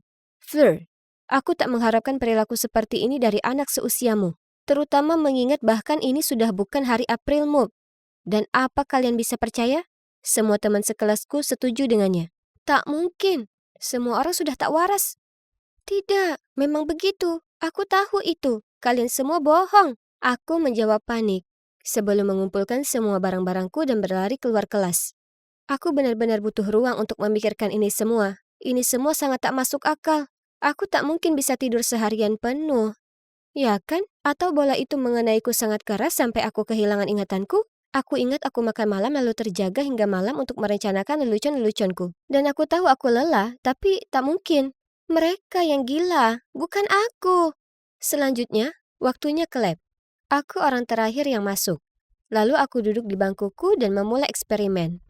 Kurasa aku kurang fokus saat kutuang cairan kimianya ke gelas kimia. Dan boom! Hal berikutnya yang aku tahu, aku terselubungi sejenis serbuk hijau aneh. Tetap saja, tak ada satupun yang tertawa. Sebaliknya, mereka semua menatapku dan menanyakan apa aku tak apa. Kemudian Pak Simmons bertanya pada mereka semua, kenapa botol kimia ini ada di sini? Ini sebuah kesalahan. Karena malu aku lari ke kamar mandi untuk membersihkan wajahku. Ya ampun, aku kelihatan seperti The Grinch. Sulit sekali untuk menghapusnya. Kuharap aku tak terjebak dengan warna ini selamanya. Tapi apakah ini lelucon seseorang padaku? Tapi jika memang demikian, kenapa tak seorang pun tertawa? Aku pastinya akan menertawakan diriku kalau aku jadi mereka. Akhirnya, serbuk hijau itu perlahan pudar. Dan setelahnya aku kembali ke kelas. Di atas tas ranselku ada catatan terlipat dengan namaku tertulis di atasnya. Aku membukanya. Hai Fleur, ada hal penting yang ingin kusampaikan padamu. Temui aku di aula setelah kelas. Devin, X. Jantungku langsung berdebar. Aku sudah naksir Devin selama ini. Tapi, aku paham. Ini pasti jebakan. Semua orang tahu aku suka padanya, jadi mereka lakukan semua ini untuk mempermalukanku. Devin pasti terlibat kali ini. Aku meliriknya dan dia tersenyum, lalu melambai manis padaku. Terserahlah, pastinya ini terlalu indah untuk jadi nyata. Cukup. Takkan kubiarkan semua orang menertawakanku lagi. Jadi, saat aku mengikuti Devin ke aula, aku meneguk air tapi tetap menyimpannya dalam mulutku. Kemudian saat Devin berhenti jalan dan memalingkan wajah kepadaku, aku menyemprotkan air ke atas seperti seekor gajah. lalu berkata, "Ha, kena kau. Aku tidak bodoh." Dia menyeka wajahnya dengan lengan bajunya, lalu menatap tepat ke arah mataku dan mengatakan, "Fleur, aku punya perasaan padamu. Aku menunggu sampai hari ini untuk mengatakan padamu. Karena aku tak ingin melakukannya kemarin di hari Aprilmu, karena kau mungkin akan mengira ini lelucon. Jadi kenapa kau lakukan itu padaku?" Aku menatapnya tak bisa berkata-kata, menyoroti kata-kata yang kudengar yaitu, perasaan, kemarin, dan hari Aprilmu. Aku mulai pura-pura tertawa, tapi kemudian semuanya jadi canggung karena wajah seriusnya tak berubah. "Kau bercanda kan?" Aku bergumam. Tapi dia tampak benar-benar kecewa. "Oh tidak, aku tak ingin mengecewakan Devin. Aku hanya bingung dengan hari dan... seolah aku benar-benar melewatkan hari Aprilmu. Sungguh mengecewakan." Aku sadar kejahilanku sudah terlalu jauh dan bagaimana itu bisa jadi melukai perasaannya. Jadi aku berseru, "Devin, aku minta maaf. Aku tak bermaksud begitu. Ini karena benturan itu. Aku mengigau. Aku minta maaf." Kemudian muncul keheningan yang canggung. Tiba-tiba, wajah sedih Devin berubah jadi nyengir, dan dia mulai tertawa. Kemudian semua orang melompat keluar entah dari mana dan mulai menertawakanku juga. Aku berdiri di sana dengan raut muka tanpa ekspresi di wajahku. Kemudian ayah muncul dan berkata, "Kena kau. Jadi, ternyata sebenarnya hari itu adalah tanggal 1 April, dan sebenarnya aku tak melewatkan satu hari pun." Tidak, ini adalah ide cerdik ayah agar semua orang bisa membalasku. Kemarin malam, dia membuat sebuah grup di Facebook dan memasukkan semua orang yang ada di kelas, termasuk para guru untuk merencanakan lelucon hari ini. Tidak, ini tidak mungkin. Aku ini si Ratu Jahil, bukan mereka. Kemudian ayah menghampiriku dan berkata, "Hey Fleur, coba tebak. Ini masih hari Aprilmu." Hal berikutnya yang aku tahu, aku meringis padanya. Lalu pura-pura kupukul lengannya dan mulai tertawa. Kurasa mereka sudah mengerjaiku dengan baik. Setelahnya, aku tak lanjutkan leluconku lagi. Aku sudah senang bisa beristirahat dengan tenang sepanjang hari. Kemudian, saat aku berjalan pulang, Devin menyusulku dan berkata, "Fleur, aku minta maaf. Tapi sebenarnya tak semuanya hari ini adalah lelucon." Aku tersenyum dan menatapnya. "Oh ya? Jadi, apa yang bukan lelucon?" Tapi dia hanya langsung memerah seperti tomat lalu bergegas pergi. Aku berdiri di sana tersipu saat melihatnya terburu pergi. Apa ini artinya Devin sungguhan menyukaiku? Menarik. Mungkin hari Aprilmu kali ini tak terlalu gagal?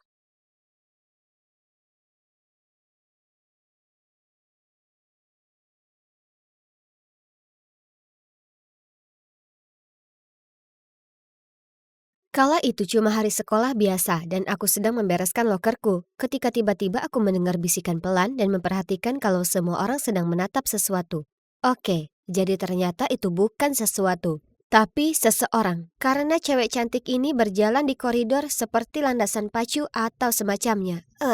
Kenapa semua orang ternganga saat melihatnya, langsung menyambutnya dan menempelkan buku catatan di wajahnya untuk ditandatanganinya. Kupeluk bukuku dan bergumam, astaga, tidak ada yang istimewa darinya. Jadi, namaku Lily dan aku hanyalah cewek biasa. Keluargaku ya normal-normal saja, penampilanku normal, dan status sosialku ya itu juga normal. Aku cuma menjalani hidup, itu saja. Tidak ada hal menarik yang pernah terjadi pada cewek biasa sepertiku. Oh, aku mau jadi seperti cewek-cewek yang berpenampilan sempurna di Instagram. Mereka sangat sempurna dengan kulit bersih, baju keren, dan rambut berkilau. Tapi cewek-cewek itu berbeda. Mereka berasal dari dunia yang berbeda. Oh, baiklah, setidaknya aku masih punya buku-bukuku, sahabatku Sarah, dan pacarku yang manis, Brian. Tapi ini semua berubah ketika Stacy tampil memukau di sekolah dengan penampilannya yang sempurna. Dan rutinitas aku sangat manis dan ramah. Ya, benar. Jadi, bagaimana jika dia memiliki wajah yang cantik dan pernah masuk ke dalam beberapa acara TV? Di balik kilauan palsunya, dia jelas tidak secantik itu. Aku masuk ke kelas bahasa Inggris dan melihatnya duduk di meja di sebelah mejaku. Bagus. Aku bahkan tidak bisa duduk karena semua orang mengelilinginya, menanyakan pertanyaan bodoh seperti, "Shampoo apa yang kamu pakai?" Dan, "Apa kamu mendapat istirahat camilan saat syuting?" Astaga, beri aku waktu istirahat. Lalu ketika aku akhirnya berhasil duduk, dia tersenyum padaku. Dan dengan suara manis yang menyakitkan hati berkata, "Hai, kuharap tidak apa-apa aku duduk di sini. Aku Stacy." Ya, tentu saja. Aku memaksakan diri untuk tersenyum kembali, tapi di dalam hati kemarahanku sudah memuncak. Menurut cewek ini, siapa dia? Jadi kenapa memangnya jika dia cantik? Aku yakin dia hanya peduli pada penampilannya dan tidak pernah belajar. Ya, semua orang akan segera menyadari betapa bodohnya dia. Lalu, suatu saat jam istirahat, Stacy si boneka Barbie yang masih hidup menyarankan agar kami membuat buku tahunan. Dan sekarang semua orang memperlakukannya seperti dia berhasil mendamaikan dunia atau semacamnya. Kalian tahu apa yang paling parah? Aku sudah bilang begitu selama bertahun-tahun belakangan, tapi tidak ada yang mendengarkanku. Dan coba tebak siapa yang menerima begitu banyak kartu selamat datang dan surat cinta, hingga terjatuh dari lokernya dan menghalangi lorongnya. Ya, Stacy. Astaga. Sudah berminggu-minggu. Kapan ini akan berhenti? Aku benci cara dia berterima kasih kepada semua orang dan tersipu. Aku perlu berada di dekat orang waras yang tidak mengira matahari bersinar dari dirinya. Dan dia ada di mana-mana. Itu membuatku mual. Tapi syukurlah waktu makan siangnya. Itu menjadi satu-satunya waktu damai dalam sehari bagiku. Saat aku bisa berkumpul dengan Sarah dan tidak perlu mengkhawatirkan Stacy. Tapi, apa ini? Apa yang dilakukan boneka Barbie itu sambil duduk di meja kami dan berbicara dengan sahabatku? Aku berjalan ke sana dan meletakkan nampanku di sebelah Sarah. Oh, hai Lily. Stacy baru saja mengatakan hal yang paling lucu. Bagus, gumamku pelan. Makan siang cobaan berat. Sarah mengabaikanku dan terus menanyakan pertanyaan bodoh kepada Stacy seperti, apa lawan mainmu Kyle sama gantengnya di kehidupan nyata? Dan, bagaimana kamu memadukan rok bermotif dan kaos berwarna? Kemudian pada hari itu karena tumpahan cat di karya seni, aku terlambat 5 menit keluar. Sarah setuju untuk mengantarku pulang, tapi ketika aku pergi ke tempat parkir, mobilnya tidak ada di sana. Lalu aku memeriksa ponselku dan melihat dia mengirimiku pesan. Kamu di mana? Aku sudah tidak sabar, jadi aku pergi dulu bersama Stacy. Sampai jumpa besok, X. Apa? Apa dia meninggalkanku untuk memberikan tumpangan palsu itu? Kami sudah berteman sejak kecil. Bagaimana dia bisa tertipu karena tindakan Stacy dan membuang persahabatan kami begitu saja? Merasa marah ku balas pesannya. Kamu meninggalkanku karena si populer itu? Bagaimana kamu bisa? Aku mengerti, yang baru masuk, yang lama keluar. Terima kasih banyak. Ponselku berbunyi saat dia menjawab. Lily, kamu tahu bukan seperti itu. Rumahmu dekat dari sekolah, sementara rumah Stacy jauh dan dia harus kembali tepat waktu untuk bersiap-siap untuk jadwal syutingnya. Lebih marah dari sebelumnya, aku langsung mengetik pesan balasan. Terserah, sayang sekali kamu akan selalu menjadi bukan siapa-siapa di matanya. Dia hanya memanfaatkan kamu untuk tumpangan gratis. Lalu kulemparkan ponselku ke tempat tidur. Aku sudah muak. Sarah telah menentukan pilihannya dan berteman dengan si palsu itu. Daripada aku, Sarah mungkin telah jatuh ke dalam perangkat Stacy, tapi setidaknya aku masih punya Brian, ya kan? Suatu sore aku sedang berbicara dengannya di halaman sekolah ketika Stacy terhuyung-huyung lewat. Bahkan usahanya berjalan terlalu keras pun menyebalkan. Dia tersenyum ke arah Brianku. Lalu dia dengan sengaja tersandung dan menjatuhkan buku yang dipegangnya. Aku meraih lengan Brian untuk menghentikannya mendekat, tapi dia melepaskan diri dari cengkeramanku dan tetap menghampirinya. Aku melihat dia membantunya mengambil buku-bukunya dan dia tersipu dan mengucapkan, terima kasih. Dia yang terburuk. Ketika dia berjalan kembali ke arahku dengan seringai lebar di wajahnya, aku tak tahan lagi, jadi aku berteriak padanya. Beraninya kau meninggalkanku untuk membantunya. Dia menatapku dengan bingung. Lily, aku cuma membantunya. Ya, benar. Kamu tahu dia sengaja menjatuhkannya untuk menarik perhatianmu. Tapi kamu tetap mendatanginya karena menurutmu dia lebih cantik dariku. Dia menghela napas. Kamu konyol. Tahukah kamu, aku tidak bisa lagi menghadapi rasa cemburu egoismu. Anggap saja hari ini sudah selesai. Kita putus. Lalu dia pergi. Aku berdiri di sana mengawasinya, berharap dia menjadi tenang dan kembali. Namun dia tidak melakukannya. Ini semua salah Stacy. Dia telah mencuri sahabatku dan pacarku. Tidak lagi, ini waktunya untuk menunjukkan padanya bahwa dia tidak begitu sempurna. Aku menelusuri halaman media sosialnya untuk mencari ide. Dan langsung terlihat bahwa dia memikat para cowok dengan perut kencang yang mengendarai sepeda motor. Sangat mudah ditebak. Kutemukan situs web di mana aku bisa memperkerjakan seorang cowok untuk mempermainkan hatinya. Lalu membuangnya. Sudah saatnya dia menyadari betapa menyebalkannya merasa tidak diinginkan dan tidak berharga. Aku menemukan cowok sempurna bernama Josh. Dia berusia 19 tahun, seorang pecandu gym dan dia punya sepeda motor. Wah, dia mahal, tapi itu sepadan kan? Aku mengatur untuk menemuinya di kedai kopi setempat, dan ya ampun, dia bahkan lebih tampan di dunia nyata. Aku berharap bisa menggunakan uang ini untuk menjadikannya milikku. Jadi kesepakatannya adalah dia akan menggoda Stacy, membuatnya sangat mencintainya dan kemudian putus dengannya. Senin berikutnya aku keluar dari sekolah dan melihat motor Josh diparkir di dekat gerbang sekolah sambil memegang helmnya dan tampak seperti dia seorang bintang film. Tentu saja setiap cewek menatapnya, tapi dia langsung menuju Stacy. Lalu, 1 minggu kemudian, aku melihatnya menjemput Stacy dari sekolah. Wah, aku tahu itu. Aku telah memilih orang yang tepat. Josh adalah seorang penakluk wanita. Mereka terlihat sangat dekat dan aku harus mengingatkan diri sendiri kalau dia hanyalah seorang aktor dan dia melakukan pekerjaannya. Hahaha, dia pasti akan sangat patah hati. Tapi beberapa minggu kemudian dia masih menjemputnya. Hah? Kenapa dia belum putus dengannya? Jadi aku menelponnya dan bertanya, "Kenapa lama sekali?" Dia menjawab bahwa dia akan segera melakukannya. Dia hanya membuatnya semakin jatuh cinta padanya sebelum dia melakukannya. Hahaha, sadis. Berminggu-minggu berlalu dan dia masih belum mengakhirinya. Lalu aku sedang berjalan melewati bioskop. Aku melihat mereka di sana sedang berciuman. Apa? Ini bukanlah rencananya. Karena marah, aku mengatur untuk menemuinya keesokan harinya di kedai kopi. Dia jalan mendekat dan tidak bisa menatap mataku saat dia berkata, "Maaf, aku tidak bisa melakukan ini lagi. Aku akan mengembalikan uangmu secepat mungkin." Kenapa?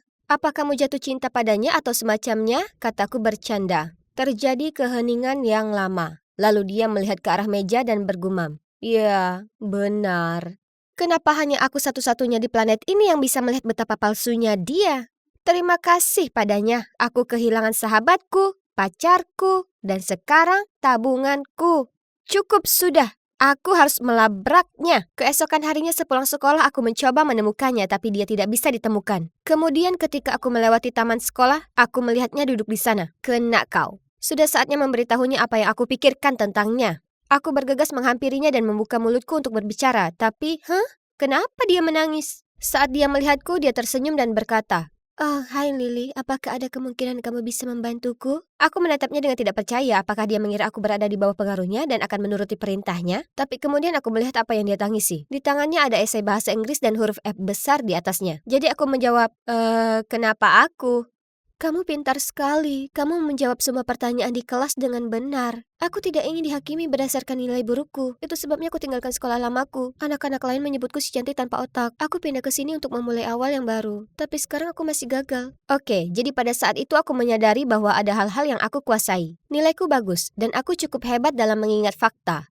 Aku begitu dibutakan oleh rasa iri hingga kehilangan fokus pada hal-hal ini dan hanya melihat apa yang tidak kumiliki. Semua ini bukan salah Stacy. Dia tidak pernah benar-benar melakukan hal buruk kepadaku. Aku mengarang semuanya di kepalaku karena aku iri padanya. Jadi aku duduk di sebelahnya dan berkata, "Tidak ada yang akan memanggilmu seperti itu karena aku akan membantumu belajar. Kamu mau?" Dia memberiku senyuman penuh harap dan aku mengangguk. "Terima kasih banyak." Dia memelukku. Jadi begitulah cara Stacy berubah dari musuhku menjadi temanku. Dia sebenarnya cewek yang sangat manis dan baik hati. Tidak heran mengapa semua orang sangat mengaguminya. Dan aku salah menilai dia dari penampilannya dan tidak memberinya kesempatan yang adil. Dia masih bersama Josh dan dia tidak tahu kalau aku mempekerjakannya untuk menghancurkan hatinya. Tapi hey, dia sekarang punya pacar keren yang memujanya. Jadi itu bisa dianggap sebagai kompensasi, ya kan? Brian dan aku masih putus. Tapi kalau dipikir-pikir, mungkin ini yang terbaik. Aku tahu aku bereaksi berlebihan, tapi dia menyerah begitu saja. Dan iya, aku mau mencari cowok yang tidak melakukan itu. Kalau masalah Sarah, aku pergi ke rumahnya dengan tas penuh permen favoritnya dan aku meminta maaf karena telah menjadi orang yang cemburu. Beruntungnya aku, dia memaafkanku. Sekarang, Sarah, Stacy, dan aku telah menjadi teman baik. Sarah dan aku sama-sama membantu Stacy belajar, dan dia memberi kami tips fashion. Dan tahukah kalian, aku menyadari bahwa aku cantik. Aku hanya perlu menemukan gayaku. Jadi akhirnya aku belajar bahwa tidak ada orang yang sempurna. Kesempurnaan hanyalah ilusi. Yang penting kita merasa bahagia dengan apa yang kita miliki dan tidak pernah berhenti memperbaiki diri. Jadi jadilah dirimu sendiri dan biarkan orang lain berkonsentrasi untuk menjadi diri mereka sendiri.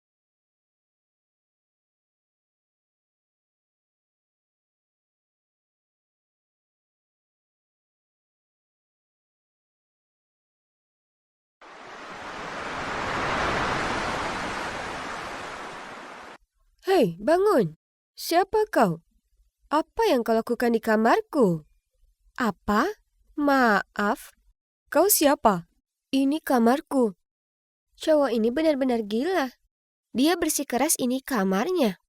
Padahal aku sudah mengambil kunci dari resepsionis 2 jam yang lalu. Apa maksudmu kau punya kuncinya? Aku sudah check-in duluan dan meninggalkan kuncinya di meja resepsionis untuk keluar dan membeli beberapa barang. Terserahlah, aku suka pemandangan pantai di sini jadi aku tetap tinggal. Tak bisa dipercaya. Dia lalu mengeluarkan ponselnya dan menelepon resepsionis. Oke, jadi aku Liana dan aku sedang berada di surga tropis, Bali. Liburan impianku tak berawal baik berkat si Charles ini yang berusaha mendepakku keluar dari bungalow berpemandangan pantai yang sempurna ini. Oke, sekarang dengarkan. Mereka mengakui mereka memberimu kunci yang salah. Dia menunjuk ke ponselnya. Sekarang kembalilah ke resepsionis. Ambil kunci yang benar dan mereka mungkin akan memberimu layanan gratis di spa atau lainnya sebagai kompensasi. Tak mau. Aku merengut padanya. Aku suka kamar ini. Gimana kalau kamu saja yang pindah dan pergi menikmati layanan spa gratis atau apapun itu? Jelas tidak. Dia menggertak padaku.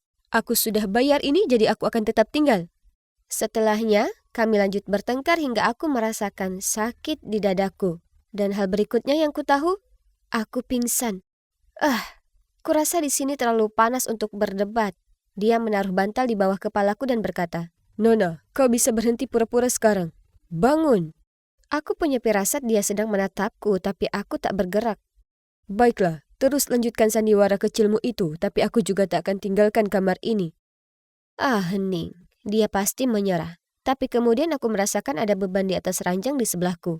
Tanpa berpikir dua kali, ku buka mataku dan melompat dari ranjang.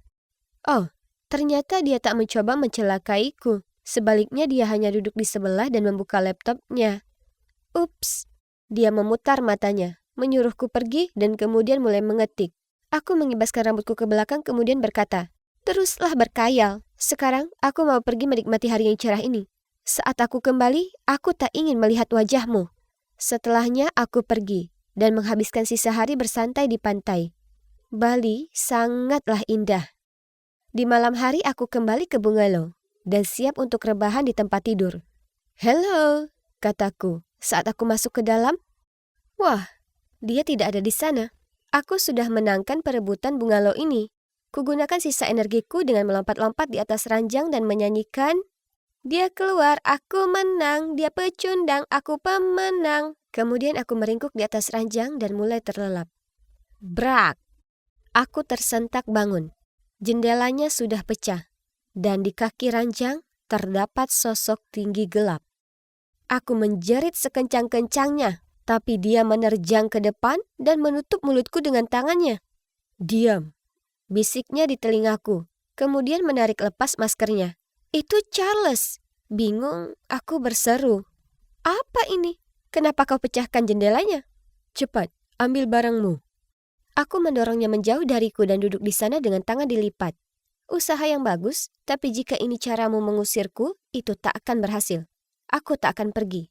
Tiba-tiba, ada pria lain memasuki ruangan.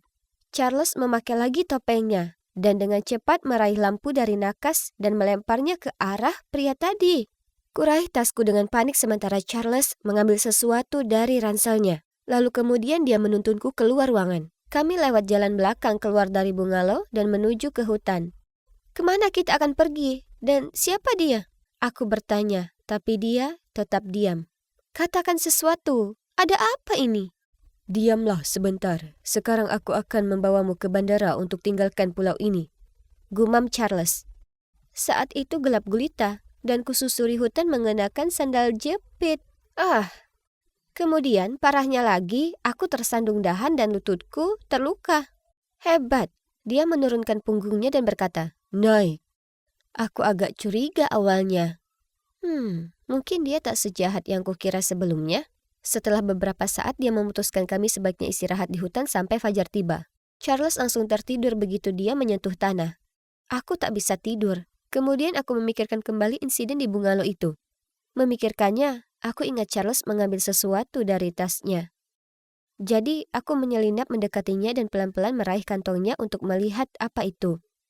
Tiba-tiba, dia menjengkram erat lenganku. Charles, lepaskan aku. Aku mendesis. Lenganku mulai sakit. Aduh! Dengar, aku terlibat bisnis yang berbahaya, katanya sambil melepaskan aku. Aku berusaha pastikan kita berdua aman.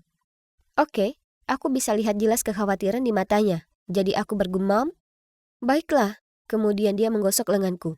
Setelah malam yang sangat tak nyaman karena tidak tidur, dia menyenggolku saat fajar tiba dan menyuruhku mulai jalan. Dia menggandeng tanganku dan menuntunku maju. Kurasa itu bagus karena dia fokus melindungiku. Tapi, kenapa dia terus menatap ponselnya? Apa kita tersesat? Tanyaku. Dia terus menatap layar itu dan menggelengkan kepalanya. Kemudian dia menuntunku ke arah yang lain dan kemudian yang lainnya lagi. Ya, kami benar-benar tersesat. Setelah berjam-jam berjalan berputar-putar, aku rebahan di atas batu dan mengambil botol air dari dalam tasku. Kita cari hotel saja yuk, saranku. Tidak, kita tak boleh. Kembali akan lebih berbahaya. Tapi, baiklah. Bisakah paling tidak kau beritahu kenapa kita bersimbah peluh di luaran seperti ini? Kurasa aku sudah melibatkanmu. Dia menghela nafas. Tetap saja, kau harus merahasiakan ini sampai mati. Aku tak akan bilang. Janji. Mereka mengincar ini. Dia mengeluarkan sebuah USB dari kantungnya. Direktur perusahaan tempat saya bekerja melakukan kegiatan ilegal dan ini adalah buktinya. Wah, kamu seperti James Bond. Aku tersenyum sembari memberikan padanya sebotol air. Nyaris tidak. Dia tertawa. Kemudian dia berterima kasih padaku saat mengambil air itu dan meminum separuh botol tanpa ragu. Kemudian menawarkan sisanya padaku. Dia cerita padaku dia bekerja untuk perusahaan lain dan telah dikirim untuk menginvestigasi. Jadi, kau mengkhianati direkturmu? Aku bertanya skeptis. Semacam itu. Iya. Oh ya, aku tahu kau hanya ingin liburan yang menyenangkan. Tapi tanpa sengaja aku menyeretmu ke dalam kekacauan ini. Aku minta maaf. Tak usah khawatir, kurasa ini cukup menarik. Tapi ini adalah liburan musim panas dengan serangga terbanyak yang pernah kujalani. Aku menepis seekor nyamuk.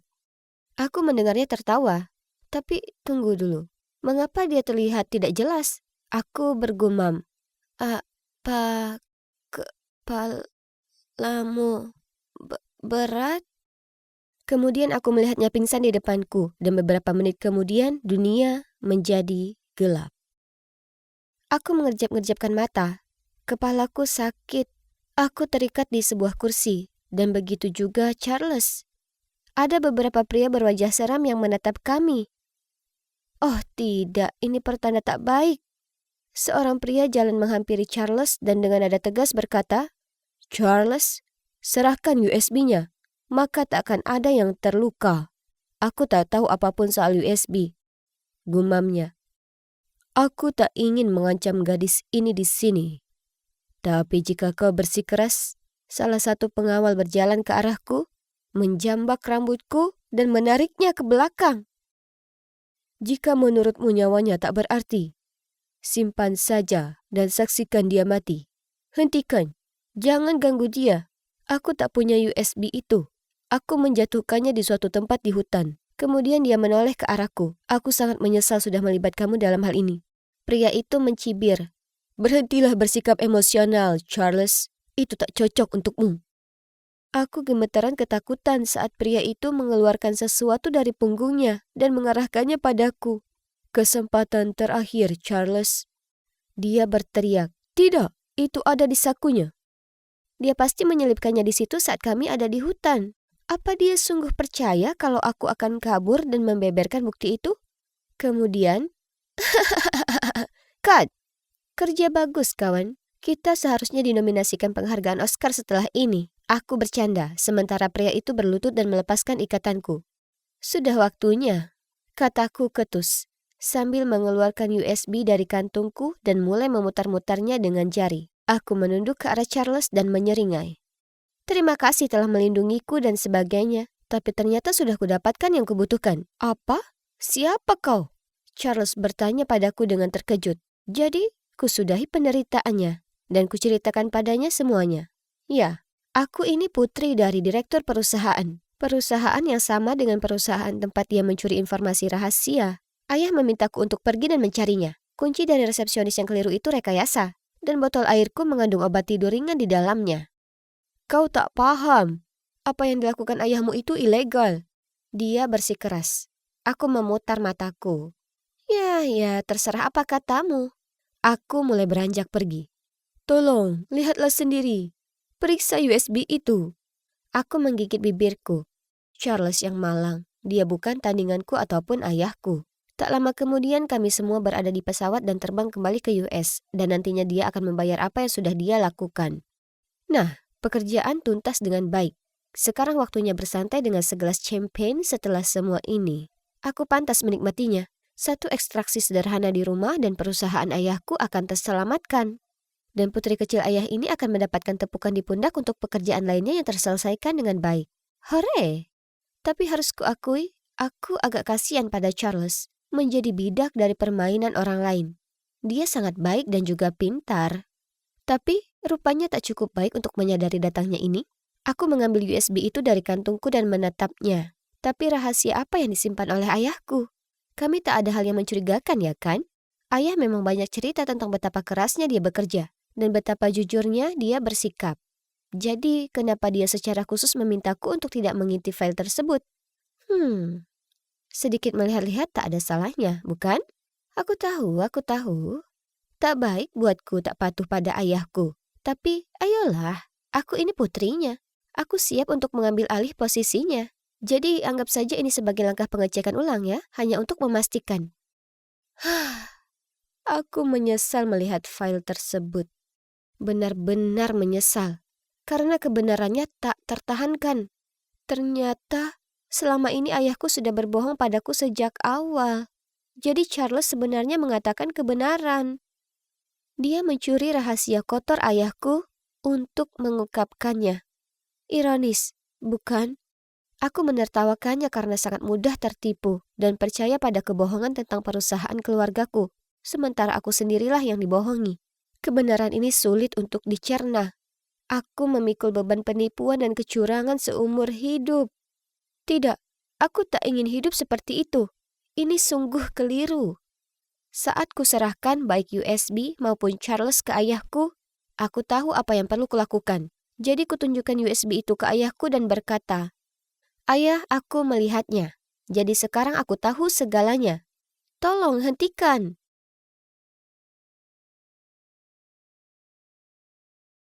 Liana, jadi ayahmu menyerahkan diri dan akan dipenjara untuk sementara waktu. Apa rencana yang akan kamu jalankan untuk perusahaan? Aku terdiam sesaat. Ini adalah pertanyaan besar. Apa sebaiknya kulanjutkan usaha ayahku atau menghentikannya sekali untuk selamanya? Aku teringat kembali hari di mana aku menentang ayahku. Tapi putriku, aku lakukan semua ini untukmu. Ini adalah warisanmu. Aku tak ingin hidup dengan uang kotor, ayah. Ayah selama ini menjadi pahlawanku, tapi sekarang aku hanya begitu malu denganmu. Wajahnya tertunduk, dan kulihat kesedihan di matanya. Melihat ayahku seperti itu adalah perasaan terburuk di dunia. Lalu terlihat seolah beliau sadar akan sesuatu. Ayah mengangguk pelan, menyerahkan stempel direktur perusahaan padaku. Lalu dengan sedih meninggalkan ruangan. Aku khawatir kalau aku akan mengulang kesalahan ayahku. Jadi, sambil menarik napas dalam-dalam, aku langsung menatap mata jurnalis itu dan dengan tegas mengatakan, setelah mempertimbangkan dengan seksama, saya putuskan untuk menutup perusahaan. Setelah konferensi, aku dalam perjalanan keluar dari gedung itu saat Charles menyusulku dan bertanya, "Baiklah Liana, apa yang akan kau lakukan sekarang?" Aku mengangkat bahu. Entahlah, kurasa apa saja bisa terjadi. Meskipun aku perlu tempat tinggal terlebih dahulu, aku tak bisa kembali ke tempatku. Aku tak sanggup. Baiklah, kalau kamu mau, kamu bisa tinggal denganku. Charles tersenyum padaku. Ya, aku suka itu. Kemudian sambil menyengir aku menambahkan, selama kau tak mencoba mengusirku keluar kali ini, atau menyeretku ke dalam hutan, aku benci yang ayahku lakukan. Tetapi pada akhirnya, beliau mengakui kejahatannya dan membayar akibatnya. Dan untuk aku hanya akan menjalani hari demi hari dan melihat kemana arah hidupku. Dan jika itu kebetulan melibatkan seorang James Bond gadungan, maka biarlah.